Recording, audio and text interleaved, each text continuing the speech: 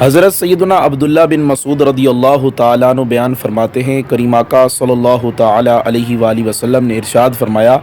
مسلمان کو گالی دینا فسق ہے اور اس کے ساتھ قتال کرنا یہ کفر ہے۔ یاد رکھیں، مسلمان کے ساتھ جھگڑا کرنا اور اسے قتل کرنے کے ارادے سے جھگڑا کرنا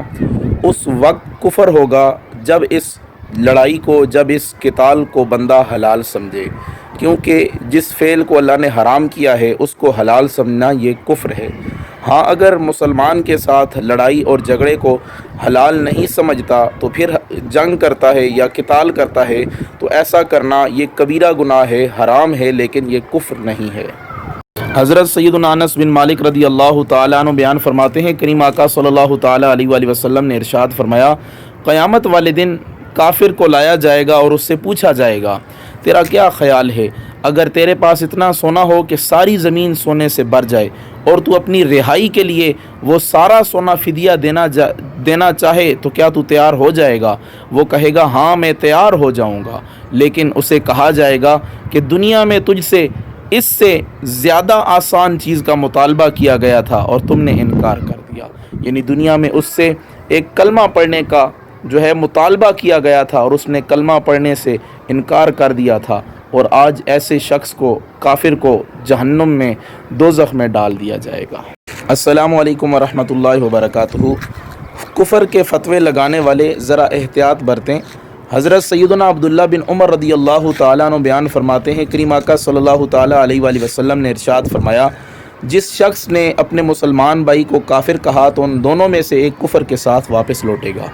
اس حدیث پاک کا مطلب یہ ہے کہ اگر ایک شخص نے دوسرے کو کافر کہا اور جس کو کافر کہا وہ کافر نہ ہوا تو یہ کہنے والا جو ہے یہ کافر ہو جائے گا، کفر اس کی طرف لوٹ جائے گا اور یہ دائرہ اسلام سے خارج ہو جائے گا۔ تو جو لوگ یا جو علماء یا جو مفتیان کرام کفر کا فتویٰ لگاتے ہیں تو اس کفر کے فتوے میں پوری احتیاط برت لیا کریں، کہیں ایسا نہ ہو کہ یہ کفر کا فتویٰ ان کے ہی گلے کا توق بن جائے۔ حضرت سیدنا ابو ہریرہ رضی اللہ تعالیٰ عنہ بیان فرماتے ہیں، کریم آقا صلی اللہ تعالیٰ علیہ وآلہ وسلم نے ارشاد فرمایا، یہ دنیا مومن کے لیے قید خانہ اور کافر کے لیے جنت ہے۔ حضرت سیدنا ابو ہریرہ رضی اللہ تعالیٰ عنہ بیان فرماتے ہیں کہ کریم آقا صلی اللہ تعالیٰ علیہ وآلہ وسلم کی بارگاہ میں ایک کافر مہمان حاضر ہوا۔ حضور علیہ الصلوۃ والسلام نے اپنے غلاموں کو ایک بکری کے دودھ دونے کا حکم دیا، وہ دوئی گئی تو وہ کافر کو پیش کیا گیا تو وہ پی گیا۔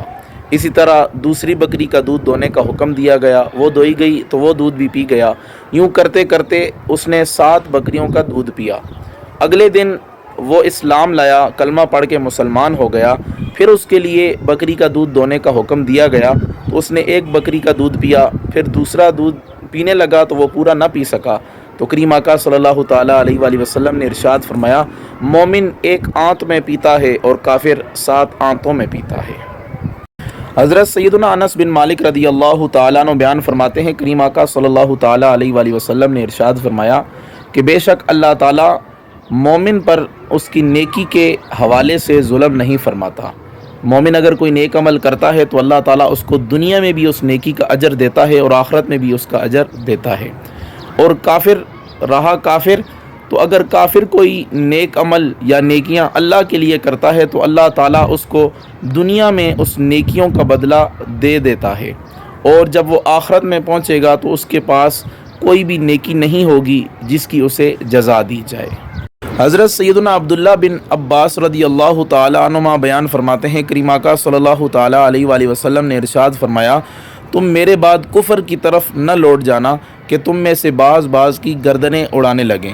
اس حدیث پاک کا مطلب یہ ہے کہ میرے یعنی حضور علیہ الصلوۃ والسلام کا اس دنیا سے رحلت فرما جانے کے بعد ایک مومن دوسرے مومن کا خون یا اس کی گردن کاٹنے کو حلال نہ سمجھے۔ اگر وہ حلال سمجھے گا اور اس کا قتل کرنا جائز سمجھے گا تو یہ قتل کا حلال اور جائز سمجھنا یہ دائرہ اسلام سے اس کو خارج کر دے گا۔